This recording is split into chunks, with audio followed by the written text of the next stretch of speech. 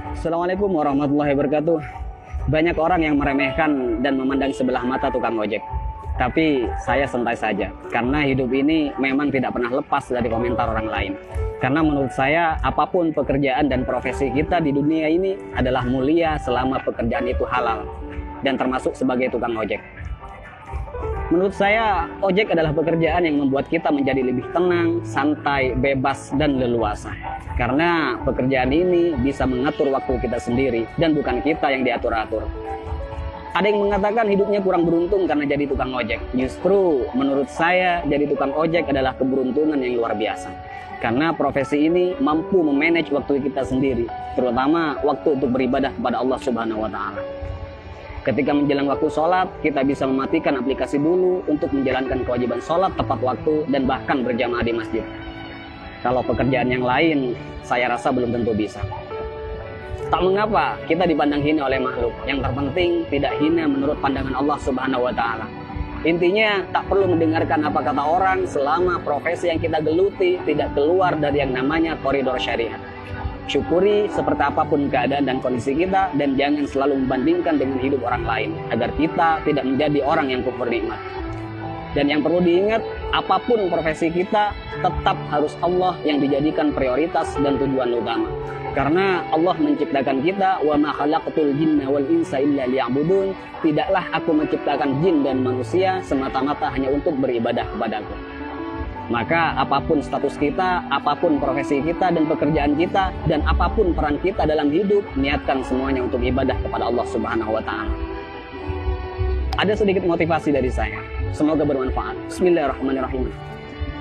Banyak orang kaya gelisah dengan kekayaannya dan hitung-hitungan dalam bersedekah, bahkan bersifat pelit dan kikir. Banyak artis bercerai padahal pasangannya sempurna, kaya, ganteng dan cantik. Banyak pejabat korupsi, padahal puluhan juta gaji dari jabatannya. Banyak polisi yang tak mengayomi, tapi malah memeras rakyat.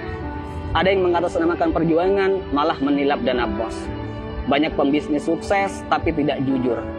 Banyak yang masih bergelut dengan riba, hanya untuk gaya hidup.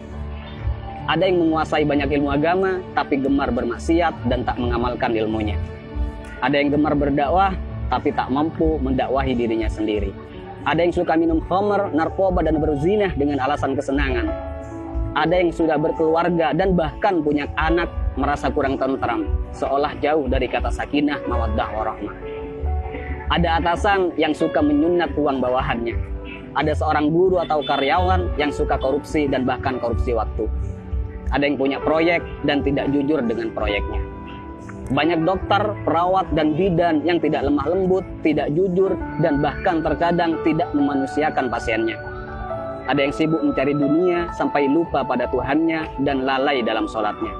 Dan masih banyak lagi kasus-kasus yang tidak bisa saya sebutkan semuanya. Mari kita berpikir, kenapa mereka demikian? Karena dalam hidupnya bukan Allah yang mereka jadikan prioritas dan tujuan utama. Karena jika Allah yang mereka jadikan prioritas dan tujuan utama dalam hidupnya, maka sangat mustahil mereka berbuat demikian. Wa may yuhajir fi sabilillah yajid fil ardi muraghaman katsiran wa sa'a. Ayo kita berhijrah. Karena ketika kita berhijrah dan lalu Allah kita jadikan prioritas dan tujuan utama dalam hidup, maka Allah akan meluaskan rezeki dan kelapangan hati untuk kita. Dan ketika hati kita sudah lapang dan luas, maka sebanyak apapun persoalan yang kita hadapi dan sebesar apapun masalah yang menimpa kita, kita akan tetap tenang menyikapinya. Karena hati kita lebih lapang dan lebih luas dari masalah yang kita hadapi. Tapi jika dalam hidup bukan Allah yang kita jadikan tujuan utama, maka hati kita akan sempit. Jadi sebanyak apapun harta kita, setinggi apapun pangkat dan popularitas kita, semua malah tak akan henti menggelisahkan dan bahkan membingungkan. Karena hati yang sempit tak akan pernah merasa cukup dan bahkan akan menjadikan kita sebagai budak dunia yang tak akan pernah ada puasnya. Jadi sekali lagi buat teman-teman, tak usah malu apapun profesi dan pekerjaan kita. Selama itu halal, semua adalah pekerjaan yang mulia. Dan yang terpenting, apapun profesi kita, apapun pekerjaan kita, dan apapun peran kita dalam kehidupan, niatkan semuanya untuk ibadah dan jadikan Allah sebagai prioritas dan tujuan utama. Dan jika kita galau, gelisah, sedih, gundah gulana, hati tidak tenang, maka perlu kita cek, pasti ada kesalahan dan maksiat yang kita lakukan. Dan sudah pasti kita meletakkan dunia di atas Tuhan. Dan juga saya pastikan hubungan kita dan Allah sudah tak lagi mesra. Jadi kesimpulannya, tolak ukur ketenangan dan kebahagiaan bukanlah kekayaan, bukan jabatan, dan bukan popularitas.